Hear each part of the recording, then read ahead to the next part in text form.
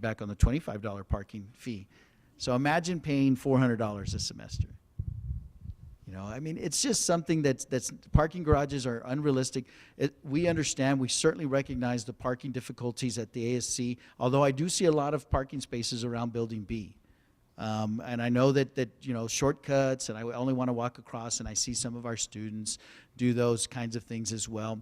And it is something that we are certainly cognizant of, and that we certainly recognize, and we're looking at long-term solutions. You know, one of the things in partnership with the city, the water building that's right near us, there's a lot of parking. There may be possibilities there long-term, but it is something that we'll continue to be challenged with. So please understand, we certainly recognize that. It's not something that we don't recognize, and we'll continue to do our best to address it. Please. Okay. Yes. Hey, Just a rumor, Mr. Hernandez. okay? Just a rumor. Throughout the years, you know, we've had small, you know, reductions in some of our medical benefits, like the copay.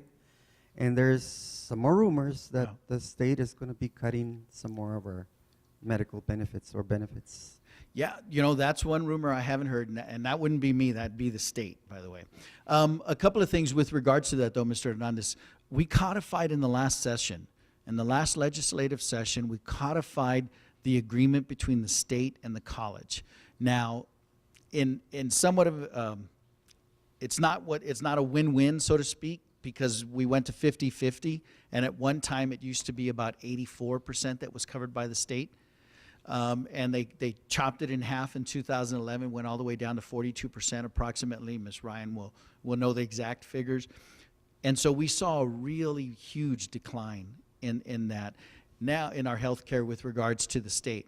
Now we were able, the 50 presidents and chancellors agreed and moved forward and worked with the legislature and codified that it would be a 50-50 agreement.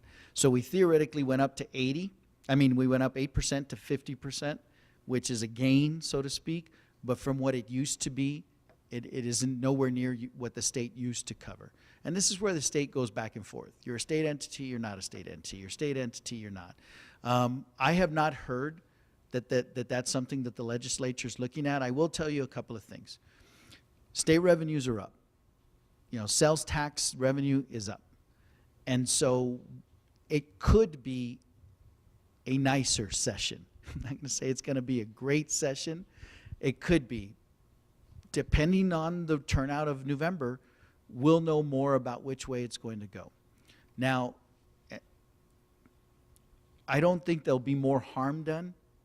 I don't know, but I'd be remiss if I said I thought there'd be a windfall of additional funds for higher education and for education as a whole. Now, K through 12, depending on the course case, that will determine whether they are going to get additional windfall of billions. Higher ed, I don't know. Now, I have not heard at all that the state legislature is looking at cutting our benefits at all. And we did codify. Now, just because it's codified, they can always change the law. Okay, but this coming session, the 15th session, does not look like, you know, it's nothing like the 11th session, and it should be as well as the 13th session, hopefully better. Up front, right here. Hi. Hi. As a parent, I have a student going into high school. You mentioned data about early college and dual credit. Yeah. My question is it possible to share that data with parents like myself? Sure. Who is really interested not only in the data for students going into college around here, but also out-of-state colleges. Yeah. At this point, there's a lot of rumors about how out-of-state colleges won't accept those credits, and so that's one of the problems. No, absolutely. That's a great question. Certainly encourage your student. Here's what I would say as a parent as well. Mine are a longer ways probably. That yours is going into high school. Yeah, mine's in 2nd grade, and that's the old one. So I've got a long way to go. But the data is very clear with regards to how successful students are within the state of Texas.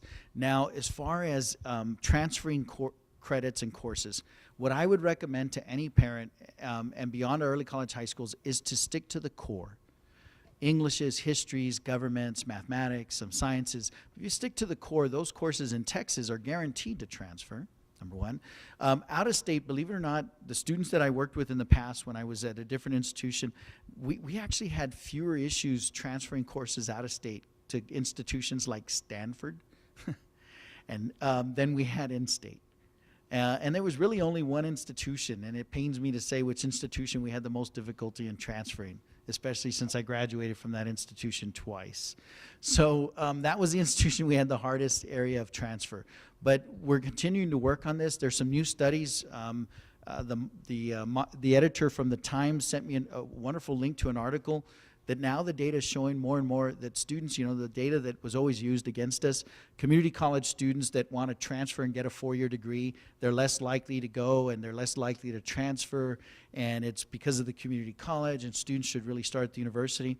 These articles and these studies now show that the reason students from the community college are not graduating with baccalaureate degrees at the same level as the native student that started at the university is based on the number of credits that institution accepts from the community college. This could open up a whole, speaking of the legislature, a whole new way of looking at this particular issue. But please, yes, we'll share the data. We're more than happy to do that. Have your student come to EPCC and then beyond that, decide whether you want to go. Any other questions? Hi. Yes, Dr. Serrata, Yes. can you touch on the impact of the new TSI assessment and what that means with adult basic education, Sure. et cetera? Thanks. From my perspective, and I probably need remediation on this law as well. From my perspective, I'm very concerned of the new TSI.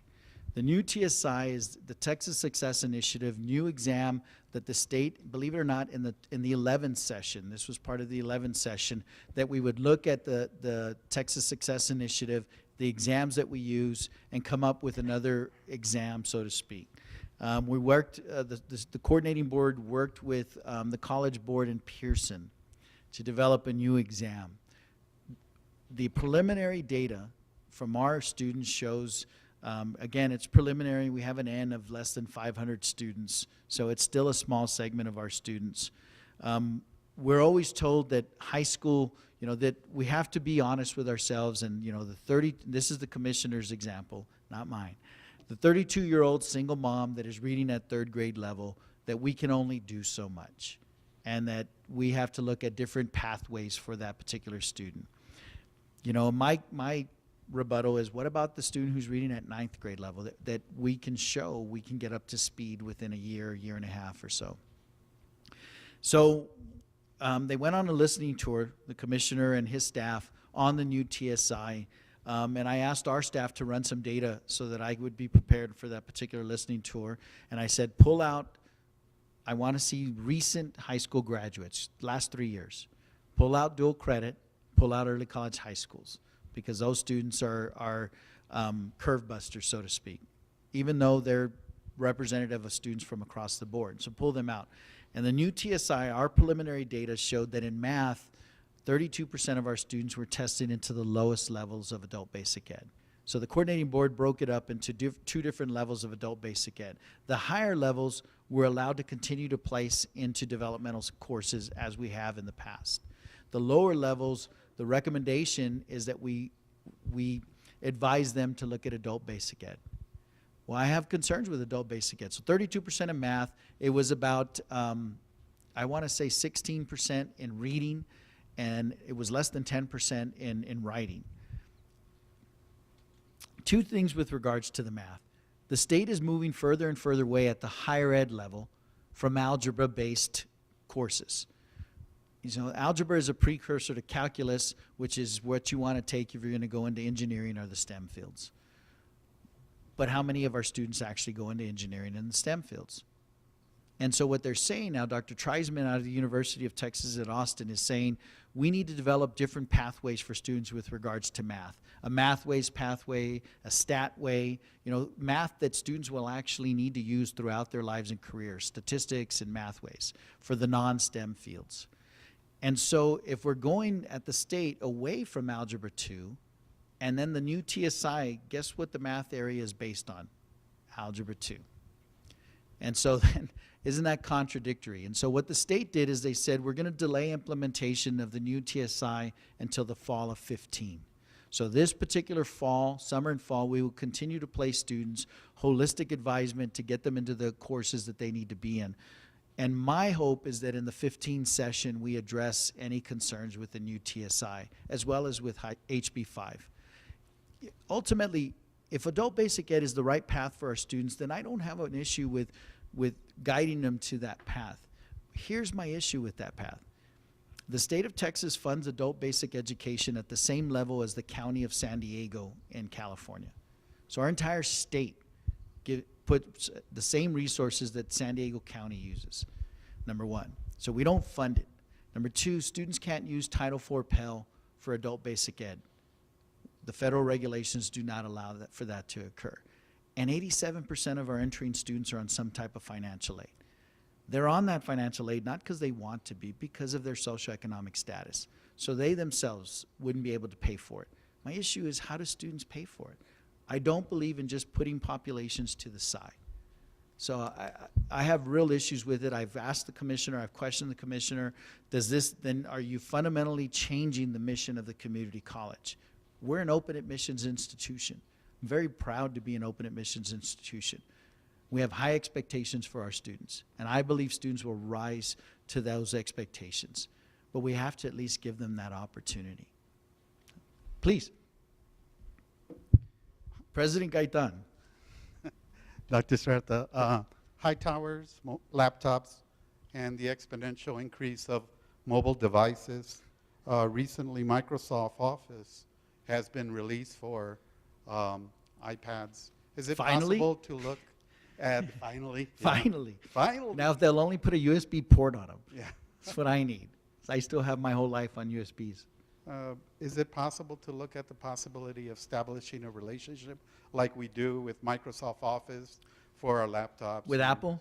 With Apple? Absolutely. or I mean, I staff? would encourage that, absolutely. Now, we'll go through the process, Mr. Gaitan, work with Ruben and his team in purchasing, present this to the board. But I think absolutely. I mean, I've seen entire school districts. When I lived in McAllen ISD went to iPads for all. Took a lot of heat, but they went to iPads. This was about 7 or 8 years ago. Providing iPads, iTouches, and I forget what the other ones are, but from students in kindergarten all the way through high school. And you're right, I mean, students, there is no life before computers for them, or life before the internet like for us. And so, I mean, even my 3-year-old, when he was 15 months old, he had our phones and was doing this already. It's very intuitive for students. I do think there's opportunities for us to explore. You know, Dr. Giron and her team, along with all of you all that are part of that team, have looked at very creative ways, innovative ways of working with the budgets that we currently have to provide additional technology resources to our students, faculty, and staff. So I'm very much interested in those possibilities. I haven't gotten to the cloud yet. I don't know where the cloud exists theoretically. I need to make sure I have my files, and so eventually I'll take that next step. But the cloud and I still aren't on the same page.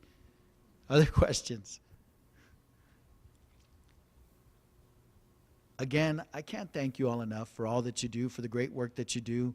Just wanted to give everyone an update of where we are on those areas, an update on the compensation study, an update on enrollment, an update on where we are with SACS, with the Southern Association. Those are the important things. The master plan. It's an exciting time to work at this institution. It really is.